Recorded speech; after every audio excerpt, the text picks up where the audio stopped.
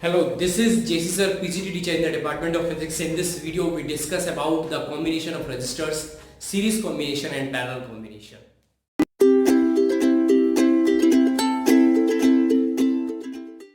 Hello, अगर मैं ये कहूँ कि हमारे पास दो रास्ते हैं, एक रास्ते में पत्थर एक के बाद एक रखे हुए हैं और एक रास्ते में जो पत्थर हैं वो पैरेलल में रखे हुए हैं, एक के ऊपर एक रखे हुए हैं, तो किस रास्ते से जाना आसान होगा तो इसको देखते हैं इस तरीके से। मैं कहूँ कि मेरे पास एक ये रास्ता है जिसमें एक के बाद एक पत्थर रखे हुए हैं और एक रास्ता इस तरीके से है जिसमें पत्थर इस तरीके से रखे हैं, पैरेलल में रखे हुए हैं और पर्सन्स को इस तरीके से जाना है। एक पर्सन इधर जाएगा, एक पर्सन इधर जाएगा, एक पर्सन इधर जाएगा, यहाँ पर एक पर्सन, ये तीनों पर्सन इसी रास्ते से होके जाएंगे। तो किस रास्ते में आसानी होगी, तो हमें दिख रहा है कि इस रास्ते में होगी आसानी होगी, बिकॉज यहाँ पर इसको सिर्फ एक पत्थर से होकर गुजरना पड़ेगा और इन तीनों को इन तीनों पत्थरों से होकर गुजरना पड़ेगा। दैट मीन्स यहां से जाना आसान है, इजी टू गो और यहाँ पर हार्ड टू गो। ऐसे ही हम बात करते हैं, अगर मैं बात करूं कि इस पत्थरों को अगर आप रेजिस्टर मान लें या रेजिस्टेंस मान लें, इन पर्सन को चार्ज मान लें, तो आपको पता है कि जहां पर रेजिस्टर कम होंगे वहां पर ये जल्दी फ्लो करेगा, डेट मीन्स चार्ज जल्दी फ्लो करेगा, डेट मीन्स इलेक्ट्रिसिटी बहुत आसानी से फ्लो होगी। यहाँ पर ये रेजिस्टर ज्यादा हुए तो चार्ज को फ्लो होने में दिक्कत होगी, डेट मीन्स इलेक्ट्रिसिटी फ्लो भी कम होगी। तो दो तरह के कॉम्बिनेशन होते हैं हमारे पास, एक होता है सीरीज कॉम्बिनेशन और एक होता है पैरेलल कॉम्बिनेशन। और सबसे पहले बात करूं सीरीज कॉम्बिनेशन के लिए, सीरीज कॉम्बिनेशन की बात करूंगा मैं। सीरीज कॉम्बिनेशन की हम बात कर रहे हैं और सीरीज कॉम्बिनेशन हमें पता कैसे चलेगा कि सीरीज कॉम्बिनेशन है तो एक ही पाथ पर रेजिस्टर लगे होंगे, दूसरा उनमें करंट भी सेम फ्लो करेगी। बात करें सीरीज कॉम्बिनेशन की, तो सीरीज कॉम्बिनेशन की डेफिनेशन यहां से क्या बनेगी कि टू और मोर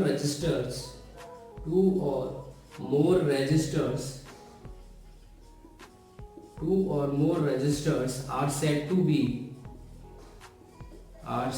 be in series combination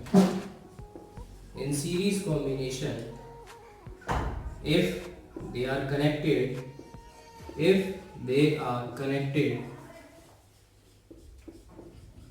one after other such that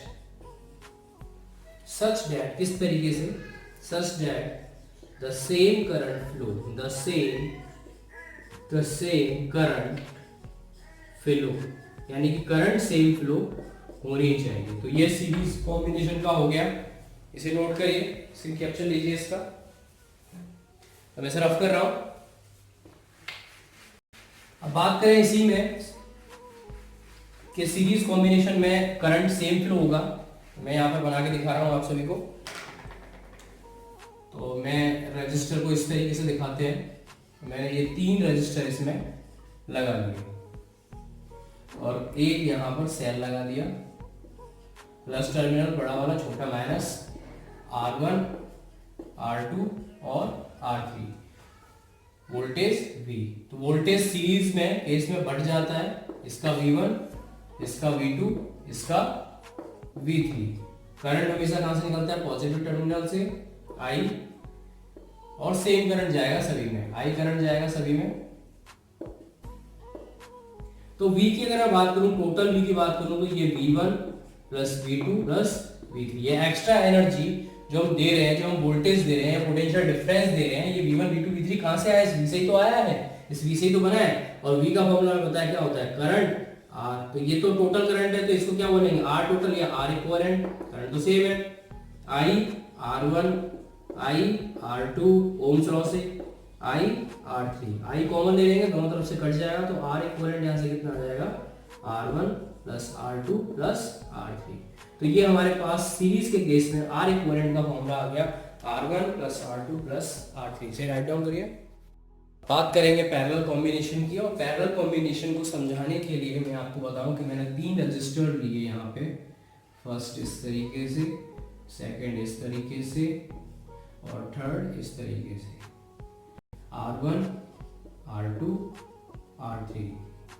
और मैंने दो पॉइंट ले लिए, एक ये वाला पॉइंट, एक ये वाला पॉइंट। इस पॉइंट को नाम दे दिया A, इस पॉइंट को नाम दे दिया B, और इन दोनों पॉइंटों से एक पोटेंशियल डिफरेंस और एक सेल लगा दिया V प्लस माइनस।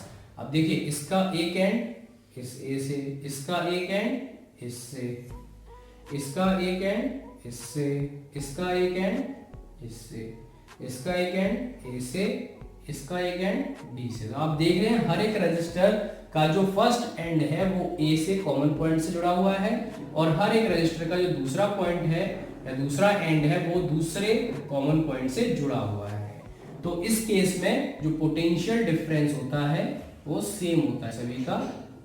करंट कहां से निकलती है? प्लस टर्मिनल से I, यहाँ भी I आएगा, लेकिन जैसे ही वो यहाँ पहुंचेगी करंट I, तो यहाँ पर तीन रास्ते हैं, तीनों में बढ़ जाएगी I1 I2 और I3 इस तरीके से।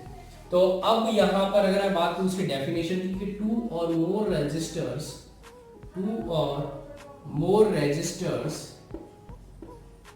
are connected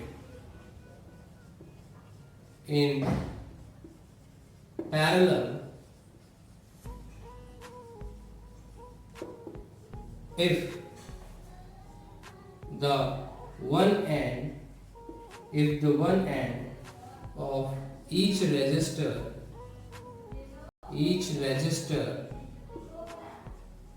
is connected to one common point and other end of each resistor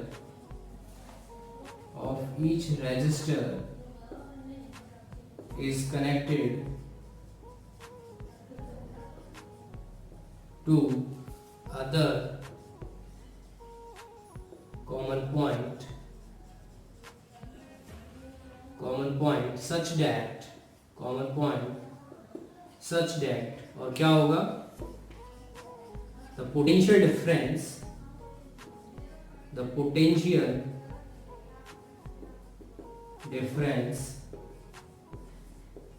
is same। Potential difference same होना चाहिए, पोटेंशियल डिफरेंस सेम होना चाहिए। आप इसे नोट करिए, स्क्रीन कैप्चर ले लीजिए इसका। अब मैं बात करूं कि करंट अलग अलग जाएगी, और ये जो I1 I2 और I3 आप करंट देख रहे हैं तीनों ब्रांचेस में जो गई है, वो करंट किससे निकली है? I से निकली है, कैपिटल I से निकली है। तो मैं ये लिख सकता हूं कि इसकी जगह के capital I is equal to I1 plus I2 plus I3। ये I1 I2 I3 आए कहां से हैं? I से तो निकले हैं। और मुझे पता है ओम्स लॉ से कि I यहाँ पे टोटल करंट है, डेट मींस ये हो जाएगा V upon R equivalent. V total potential difference upon R। Potential difference तो सभी का सेम है, R1 V by R2 plus V by R3। Common ले लेंगे, V कट जाएगा, यानी 1 upon R equivalent is equal to क्या आ जाएगा यहाँ से? 1 upon R1 plus 1 upon R2 plus 1 upon R3। तो ये यहाँ पर R इक्विवेलेंट का फॉर्मूला आ जाएगा। यानी कि सीरीज के केस में करंट सेम होता है, पोटेंशियल डिफरेंस अलग अलग होता है, और पैरेलल कॉम्बिनेशन में करंट अलग अलग होता है, पोटेंशियल डिफरेंस सेम होता है। इस तरीके से हम सीरीज कॉम्बिनेशन और पैरेलल कॉम्बिनेशन को समझ सकते हैं। अगर कोई क्वेरी है तो कमेंट सेक्शन में बताइएगा। जानकारी अच्छी लगी तो लाइक और सब्सक्राइब जरूर कीजिए। जय हिंद, जय भारत।